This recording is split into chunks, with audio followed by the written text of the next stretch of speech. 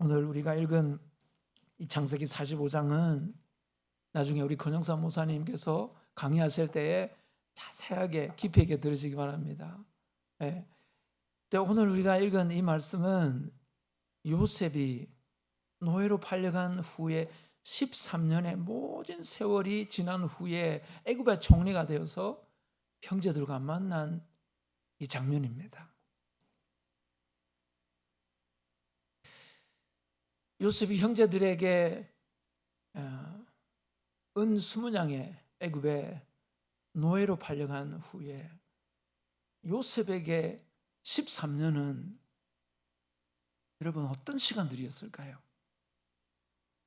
정말 감당하기 힘든, 가장 신뢰하고 가장 믿을 수 있는 형제들로부터 은 20양의 노예로 팔려버렸어요.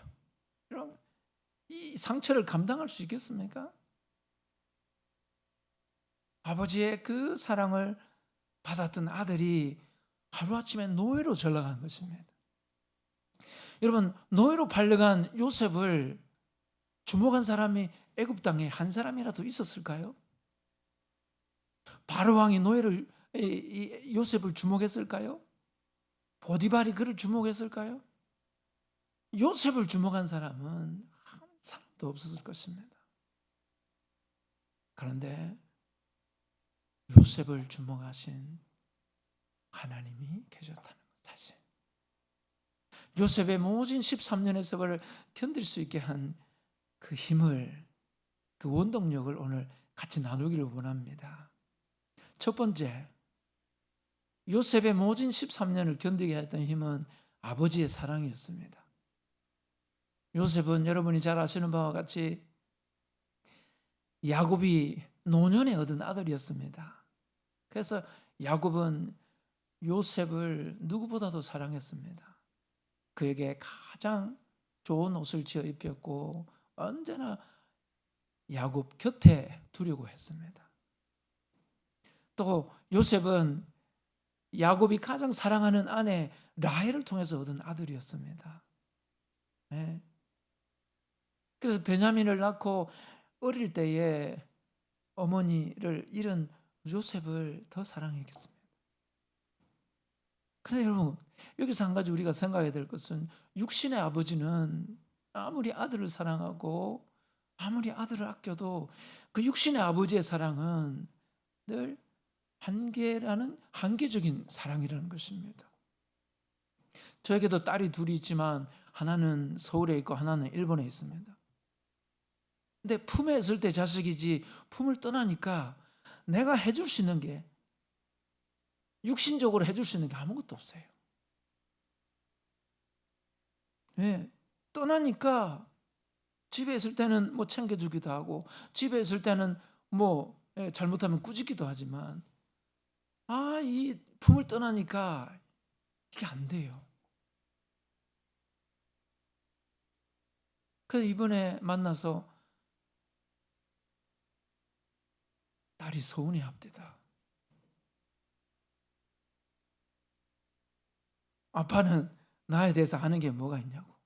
와, 이거 심각한 질문 아닙니까? 너 지금 나한테 도전하는 거니? 이런 얘기 하고 싶어도 그 얘기를 못 하겠어요. 그래, 맞다. 내가 너에 대해서 아는 게 참 없구나, 미안하다.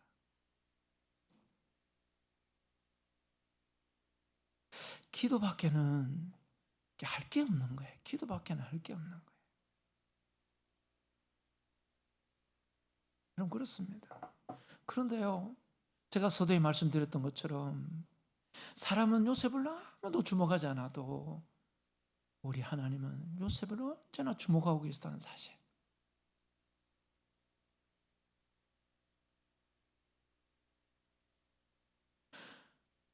사람은 변해도, 사람은 포기해도 우리 하나님의 사랑은 포기하지 않는 사랑이라는 것입니다. 로마서 5장 5절 말씀을 보니까 소망이 우리를 부끄럽게 하지 아니하면 우리에게 주신 성령으로 말미암아 하나님의 사랑이 우리 마음에 부음받음이니, 이렇게 기록하고 있습니다. 하나님의 사랑이 성령을 통해서 우리에게 부어지고 있다 이렇게 기록하고 있습니다. 여러분 언제 부어지고 있었습니까? 로마서 5장 6절 말씀에 보니까 우리가 아직 죄인 되었을 때 하나님의 사랑이 부어졌고요. 8절에 보니까 우리가 아직 연약할 때에 하나님의 사랑이 부어졌고요. 아멘 할 때까지 할 겁니다. 10절 말씀에 보니까 우리가 하나님과 원수 되었을 때에도 하나님의 사랑이 우리에게 끊임없이 부어졌다고 기록하고 있습니다. 믿으시는 분 아멘. 여러분 그렇습니다. 우리가 완전하고 우리가 성공하고 우리가 모든 것이 잘 될 때 하나님의 사랑이 부어진 게 아니라는 것입니다. 우리가 실패하고 우리가 연약하고 우리가 부족하고 우리가 절망할 때 우리가 낙심할 때에도 하나님의 사랑은 성령을 통해서 끊임없이 부어졌다는 것입니다. 여러분 이게 육신의 아버지와 하나님의 사랑의 차이인 것입니다. 그렇습니다. 사람은 우리를 포기할 수 있습니다. 사람은 우리를 몰라줄 수 있어요. 그러나 하나님은 절대로 우리를 포기한 적이 없어요. 아멘이죠 여러분. 저는 그렇습니다. 내가 잘났기 때문에 내가 잘하니까 믿음이 좋으니까 하나님 우리를 사랑하는 게 아닙니다. 처음부터 하나님이 우리를 택하실 때는요 우리가 다 연약했어요. 우리가 죄인이었어요. 우리가 부족했어요. 하나님과 원수되었다니까요. 그런데 하나님 우리를 택해 주셨고 하나님 우리를 사랑해 주셨다니까요. 여기에 복음의 소망이 있는 것입니다. 그래서 내가 잘해야지 이렇게 생각하는 것은요 오히려 나를 더 힘들게 만드는 겁니다. 복음 안에서 자유하시기 바랍니다. 내가 부족해도 내가 연약해도 하나님의 사랑은 변하지 않는다니까요. 두 번째, 요셉의 23년의 모든 세월을 지탱하게 했던 힘은 요셉의 꿈에 있었습니다. 창세기 37장 7절 말씀해 보니까 우리가 밭에서 곡식단을 묶더니 내 단은 이루 쓰고 당신들의 단은 내 단을 둘러서서 절하더이다. 37장 9절에서 해와 달과 열한 별이 내게 절하더이다. 여러분 이 꿈이 무슨 꿈일까요? 이게 문자적으로 보면 요셉이 성공하고 요셉이 그 크게 권력을 쥐어서 형제들이 자기에게 절을 하고 높은 어떤 그런 지위에 오르는 그런 꿈이죠. 문자적으로 보면. 그죠? 요셉이 크게 성공하는 그런 꿈인 것 같아요.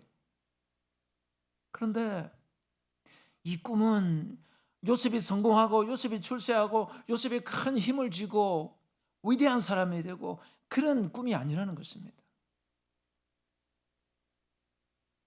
요셉이 개인적으로 어떤 뭐라 그럽니까? 요즘 같으면 아주 높은 자리에 올라가는 그런 개인적으로 크게 성공하는 그런 꿈이 아니라니까요. 이 꿈은 하나님이 요셉을 통해서 생명을 살리고 하나님의 영광을 드러내게 하시는 그런 꿈이라는 것을 우리는 알 수가 있습니다. 오늘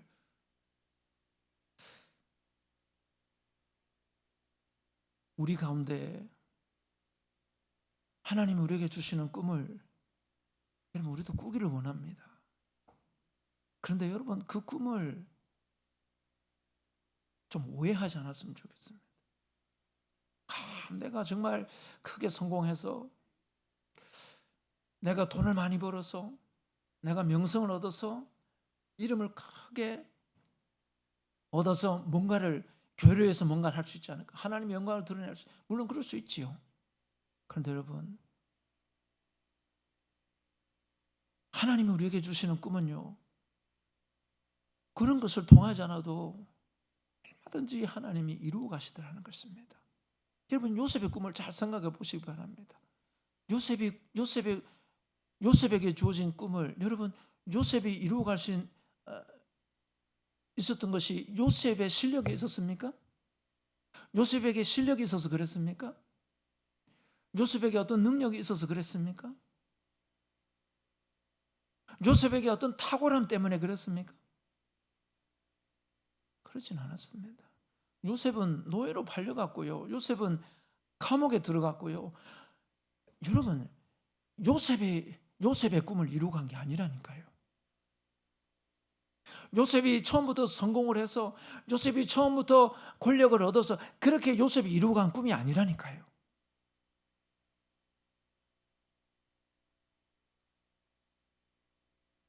요셉이 노예가 되고 요셉이 누명을 쓰고 감옥에 갇혀도 여러분 그 꿈을 이루어 가시는 이유는 하나님이셨다는 것을 믿으시기 바랍니다. 네. 요셉은 그 꿈을 하나님이 이루어 가시는 것을 요셉은 믿음으로 그것을 인식하고 있다는 사실. 오늘 우리에게, 여러분에게 주신 꿈들이 있을 것입니다. 여러분, 우리가 노력을 해야 되겠지요. 그러나 궁극적으로 그 꿈을 이루어 가시는 이유는 하나님 한 분밖에 없다는 사실을 믿으시기 바랍니다. 내가 부족해도 내가 연약해도 하나님은 그 꿈을 이루어 가시더라는 것입니다. 그래서 여러분, 그 꿈을 나만의 성공, 나만의 명예를 위한 꿈이 아니기를 바랍니다. 하나님이 이 꿈을 통해서 생명을 살리고 하나님의 영광을 드러내기 위한 꿈을 요셉에게 주셨다는 사실을 잊지 마시기 바랍니다. 세 번째, 요셉의 모진 13년을 견디게 했던 것은 믿음이었습니다. 창세기 39장 9절 말씀, 내가 어찌 이 큰 악을 행하여 하나님께 죄를 짓겠습니까? 보디발의 아내의 유혹을 받았을 때에 요셉이 이렇게 외쳤던 것입니다. 내가 어찌 이 큰 악을 행하여 하나님께 죄를 짓겠습니까? 여러분, 우리의 삶 속에 우리의 믿음은 언제나 테스트 받는다는 사실을 기억하시기 바랍니다. 하나님은 우리의 믿음을 테스트하십니다. 그런데 크게 두 가지로 고난과 유혹이라는 것을 통해서 하나님은 우리를 테스트하실 때가 있다는 것입니다. 제가 2023년도에 12월 달에 매년 정기적으로 이렇게 건강검진을 합니다. 동네 작은 병원에 가서 건강검진을 하는데, 폐 사진을 이렇게 렌트겐을 찍고 보는데 왼쪽 폐에 좀 이상한 그림자가 보입니다. 제가 소개장을 써줄 테니까 대학병원에 가서 한번 정밀 검사를 받아보세요. 여러분, 12월 달부터 이게 폐암 이게 진단이 나오기까지 그 4, 5개월 정도 이 사이에 저의 믿음은 적나라하게 드러났습니다. 네. 벌써 잘 아시네. 그때부터 저 안에 불안이 찾아오기 시작하고요. 그때부터 내 안에 두려움이 찾아오기 시작하고, 그때부터 잠을 제대로 잘 수가 없고 식욕이 떨어지고 분노하기 시작합니다. 한 번도 나의 믿음이 이렇게 바닥을 드러내리라고는 상상도 하지 못했는데, 그리고 제가 단에서 늘 설교하지 않습니까? 여러분, 믿으면 기적이 일어납니다. 여러분, 믿으면 모든 것이 가능합니다. 이렇게 설교했는데 정말 부끄럽습니다. 여러분, 부끄럽지만 저의 믿음이 이 고난 앞에서 무너지는 것을 제 눈으로 보게 되는 것입니다. 이거는 숨길 수도 없고 도망갈 수도 없었습니다. 그래서 교회 앞에서 제가 저의 믿음이 이것밖에 안 됐습니다. 이렇게 고백을 하는데 의외로 많은 분들이 뭐 그럴 수도 있지요. 네, 금방 반응하신 것처럼 뭐 그럴 수도 있지요. 담담하게 그렇게 받으시더라고요.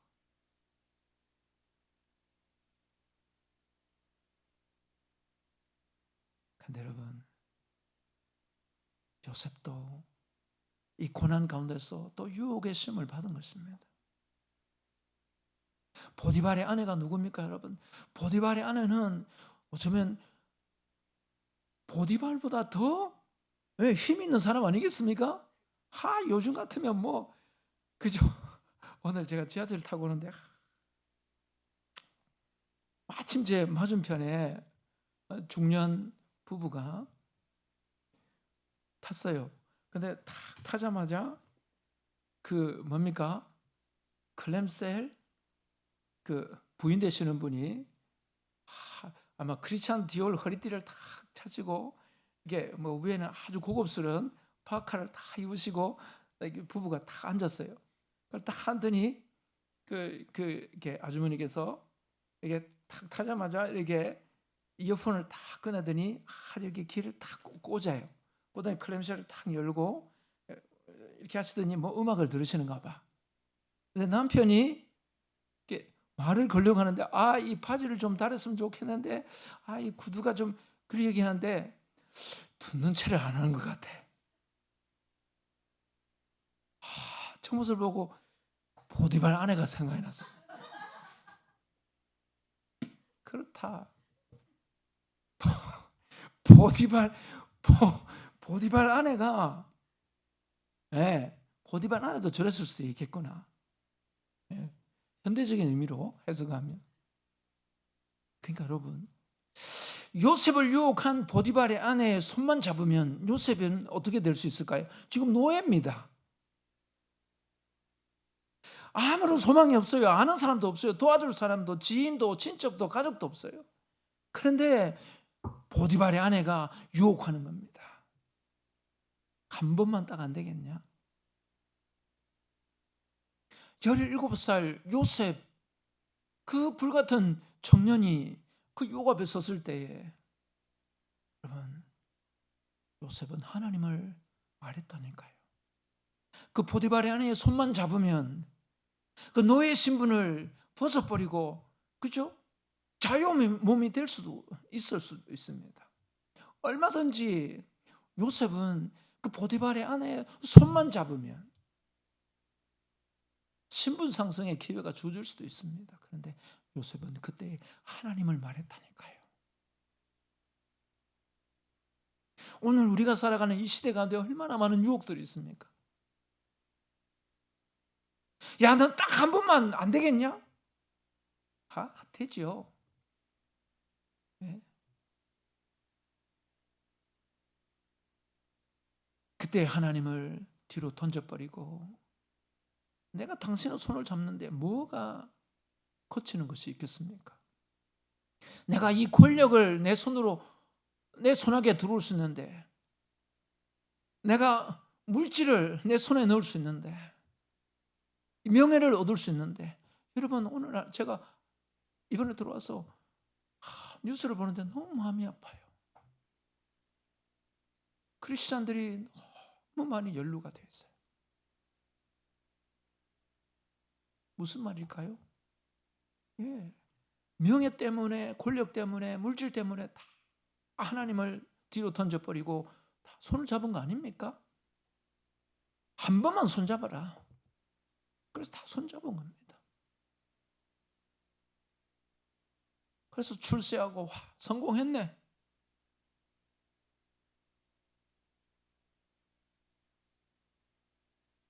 그런데 결과가 너무 안 좋더라는 겁니다. 그런데 요셉은 그러지 않더라는 겁니다. 여러분 오늘 우리도 여러 가지 유혹 앞에 설 때가 있을 수 있습니다. 근데 그때에 우리는 하나님을 말할 수 있기 바랍니다. 내가 고난당했을 때에 그때 내가 왜 하나님을 말하지 못했을까? 그때 왜 내가 하나님을 선포하지 못했을까? 내가 유혹 앞에 섰을 때 하나님을 선포하면 그때 하나님은 나를 도와주실 줄 믿습니다. 여러분 그때 내가 하나님의 손을 붙들면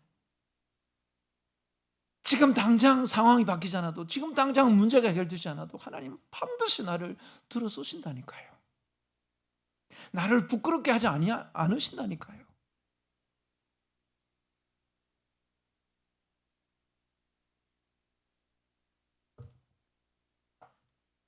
마지막 네 번째, 요셉의 13년을 견디게 했던 힘은 하나님의 은혜였습니다. 하나님의 일방적이고 압도적인 은혜가 요셉의 삶을 찢고 들어와서 요셉의 삶을 붙들었다는 것입니다. 창세기 39장 3절 말씀을 같이 한번 읽기를 원합니다.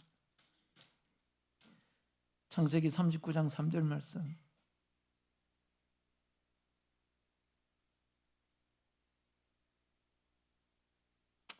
같이 읽겠습니다. 시작. 그의 주인이 여호와께서 그와 함께 하심을 보며 또 여호와께서 그의 범사에 형통하게 하심을 보았더라. 아멘. 여호와께서 그의 범사에 형통하게 하심을 보았더라.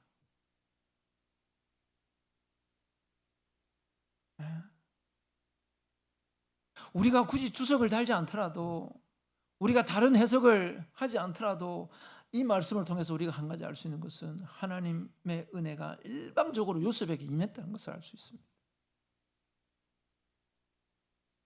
17살 노예 유대인 청년 요셉이, 여러분 뭘 그렇게 많은 지식과 경험이 있어서 맡겨준 일을 그렇게 잘할 수 있었겠습니까? 하나님의 은혜가 아니면 해석이 되지 않는 거예요. 설명이 되지 않는 그와 같은 일들이 요셉에게 일어났다는 것입니다. 그런데 여기에서 우리가 한 가지 생각해 보아야 할 것은, 성경에는 기록되어 있지 않지만 여러분 잘 보시기 바랍니다. 보디발이 어떻게 이 유대인 청년 요셉을 통해서 하나님을 볼 수 있었을까요?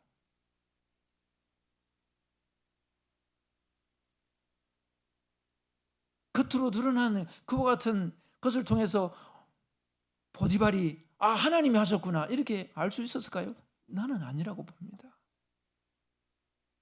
여기서 우리가 한 가지 좀 상상력을 동원해 보면, 요셉은 하나님께 기도했을 것입니다. 하나님 날 도와주시라고. 하나님 이 문제와 상황 속에서 하나님이 저를 꼭 도와주시라고. 그리고 하나님을 찬양했을 것입니다. 보디발이 한 번도 들어보지 못한 찬양을 요셉이 드렸을 것입니다. 그리고 요셉은 살아계신 하나님을 예배했을 것입니다. 보디발은 요셉의 이와 같은 기도와 찬양과 예배의 삶을 통해서 보디발이 요셉이 믿는 하나님이 살아계시구나, 요셉이 믿는 하나님이 요셉을 형통하게 하셨구나, 여러분 보디발이 그것을 보지 않았을까요?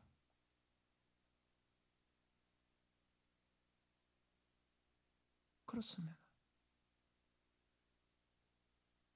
오늘 저와 여러분들도 정말 이 하나님의 살아계심을 많은 사람들에게 증거할 수 있기를 원합니다. 그러기 위해서 여러분, 우리가 명예를 얻고 성공을 하고 그렇게 하는 게 아닙니다. 신분이 노예입니다. 가장 절망적인 그와 같은 환경 속에서도 하나님을 찾고 하나님을 노래하고 하나님을 예배하는 그와 같은 일들을 통해서 많은 사람들은 하나님을 보게 될 줄 믿습니다. 우리는 뭔가가 잘 되고요, 뭔가가 형통할 때 하나님을 간증하고 그렇게 할 수 있다고 생각합니다. 그게 번영신학 아닙니까? 교회를 병들게 한 번영신학 아닙니까? 그래서 성공한 사람들을 단에 세워서 간증하게 합니다. 유명한 탤런트를 수천만 원 들여서 그렇게 간증하게 했습니다. 그래서 한국 교회가 어떻게 됐습니까? 그 사람들이 자살합니다. 그래서 한국 교회가 더 피폐해졌습니다.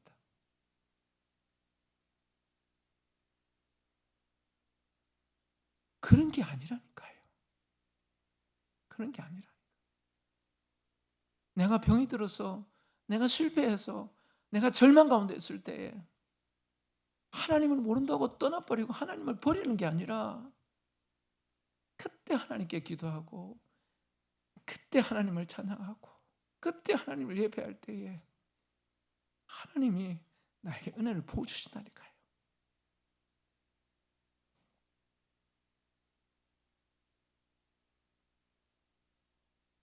수술하고 나서 참 많이 울었습니다. 내가 믿음이 없음을 보고 참 많이 울었고, 내가 왜 그때 하나님을 말하지 못했을까?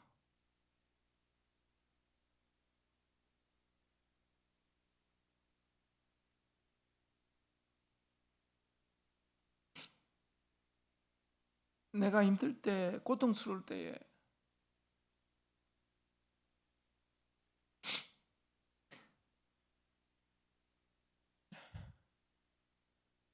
그럴 때 하나님이 내 삶에 일방적으로 찾아오셔서 하나님이 은혜를 베풀어 주신 거예요. 괜찮다. 괜찮다.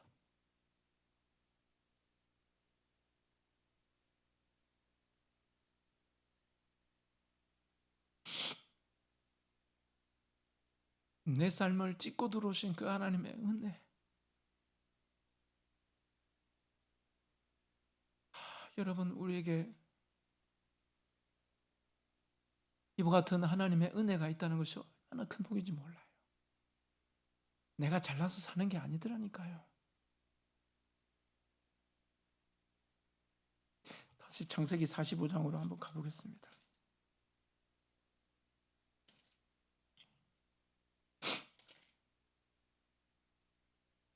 2절 말씀에 보니까 요셉이 큰 소리로 우니 애굽 사람에게 들리며 바로의 궁중에 들리더라. 이 애굽의 궁에서 요셉이 울었던 이 울음은요, 아버지나 어머니가 돌아가셨을 때 우는 울음소리인 겁니다.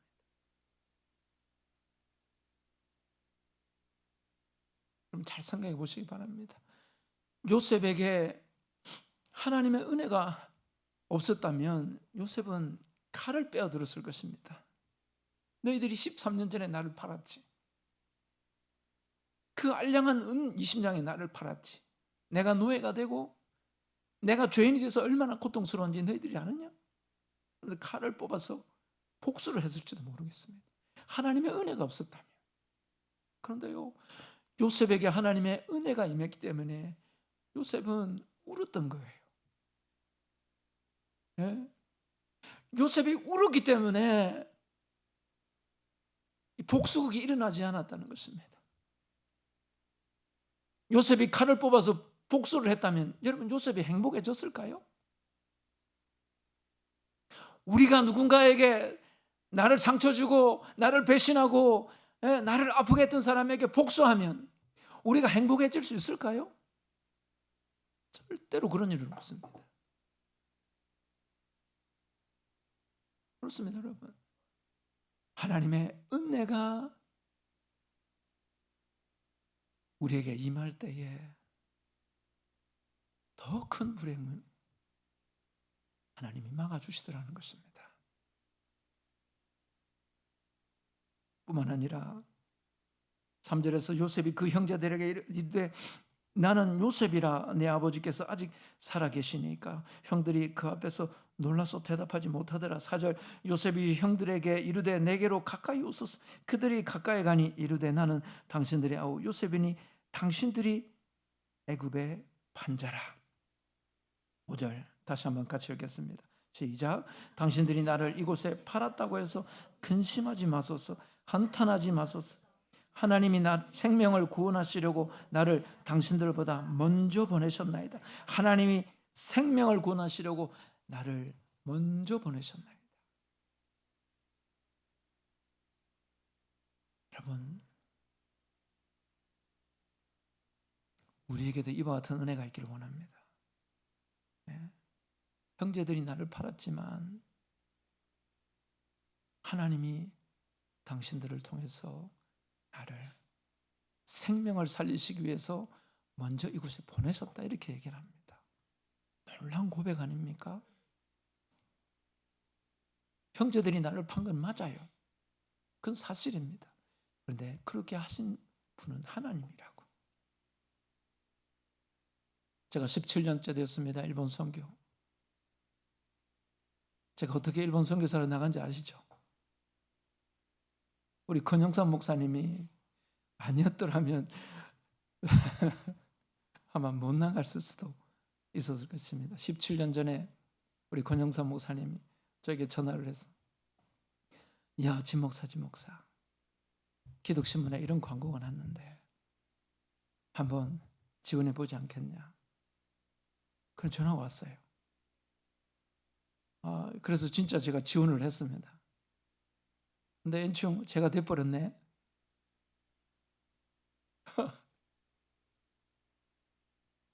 예, 엄청난 경쟁률을 뚫고 저는 생각지도 못했는데, 왜냐하면 신대원 다닐 때 권영삼 목사님이 제가 항상 기도골에 가서 기도하는 걸 알고 있었거든요. 일본 선교사 하나님 보내달라고. 그런데 응답이 없어요. 그래서 이제 국내 목회로 돌려야 되겠다. 그래서 THM을 가고 PhD를 들어갔어요. 이제 코스웍이 끝나갈 무렵에 전화가 온 거예요. 권영삼 목사님이 나에게 전화를 했지만, 그래요, 나를 일본 선교사를 보내시는 하나님이시다. 그렇습니다. 여러분에게도 그런 일이 있을 수 있습니다. 좋은 일이든지 그렇지 않은 일이든지 누군가를 통해서 일어나는 모든 일들을 우리는 하나님의 관점으로 바라볼 필요가 있다니까요. 아멘인가요? 그렇습니다. 그렇게 하면 그것이 해석이 되더라는 것입니다. 이해는 안 되지만 그것이 하나님의 관점으로 보니까 결과가 이해가 되더라니까요. 사랑하는 성도 여러분, 말씀을 정리하겠습니다. 하나님은 우리의 잘못되어진 평가를 다시 회복시켜 주시는 하나님이시라는 것을 우리는 믿어야 합니다. 왜냐하면 형제들에게 은 20냥, 요셉의 나이 17살 때에 요셉은 태어나서 처음으로 자신의 가치가 은 20냥에 형제들에게 팔려갔다는 사실. 여러분, 이거 잘못된 거래 아닙니까? 17살 요셉에게 매겨진 이 가치가 은 20냥이 맞을까요? 아니라는 겁니다. 요셉의 가치는 은 20냥이 아니라니까요. 요셉의 가치는 그냥 여기저기 하찮은 은 20냥에 팔려나갈 노예가 아니라니까요. 오늘날 우리가 살아가는 시대는 그렇지 않습니까? 얼마나 좋은 학교를 나왔느냐, 얼마나 실력을 가지고 있느냐, 얼마나 능력이 갖춰져 있느냐, 이것에 의해서 얼마나 많은 소유를 가졌느냐, 좋은 자동차, 좋은 집에 사느냐, 이런 걸로 평가되는 시대 아닙니까? 그것은 잘못되어진 평가라니까요.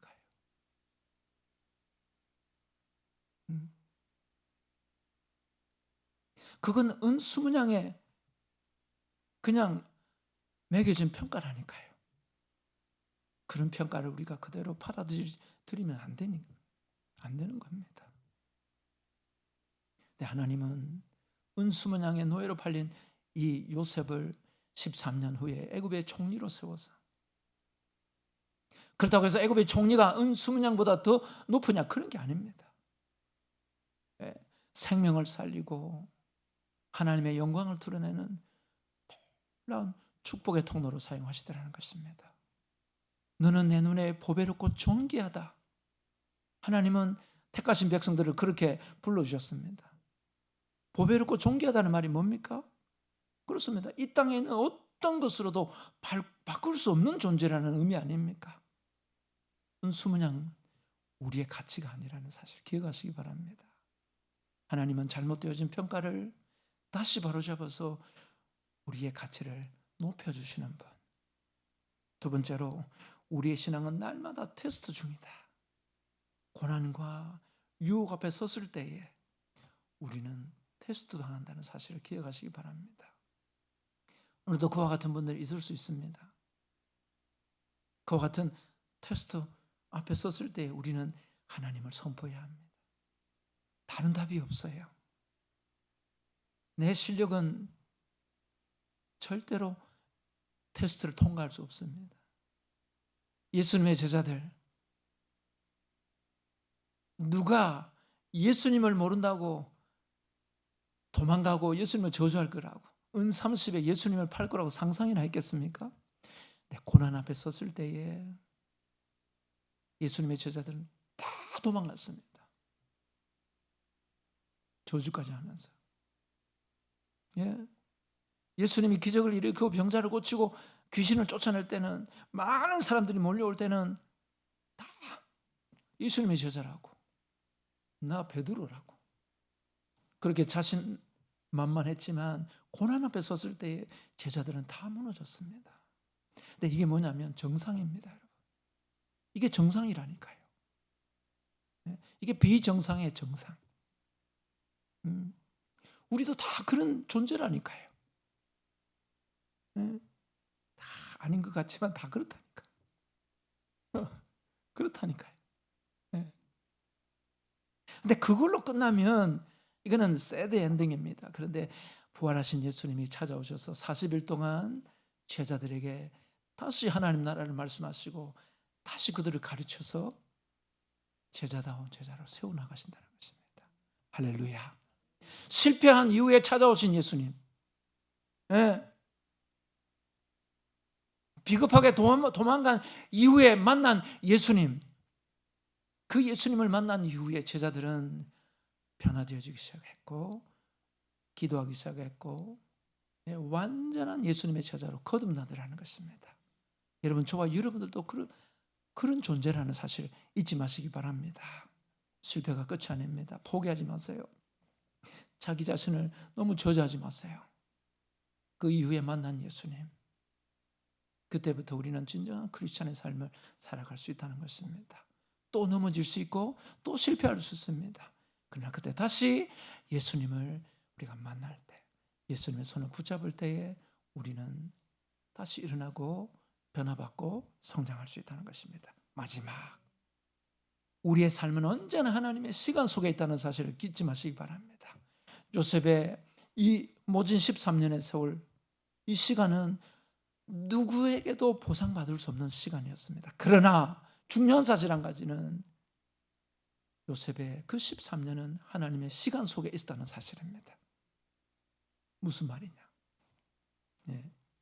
하나님의 시간 속에 요셉의 13년이 언제나 우리의 이 크로노스의 시간, 우리의 지금 11시 58분인데요 11시 59분인데 이 11시 59분을 살아갈 때는 여러분, 그것은 절망입니다. 그런데 하나님의 시간, 이 13년이라는 시간은 다시 그 긴 터널을 빠져나오게 하는 놀라운 변화의 시간이, 구원의 시간이 기다리고 있다는 것입니다. 여러분, 저와 여러분들이 아무리 절망하고 실패하고 낙심의 시간, 눈물의 시간을 지난다 할지라도 저와 여러분들에게는 하나님의 시간이 있다는 사실을 기억하시기 바랍니다.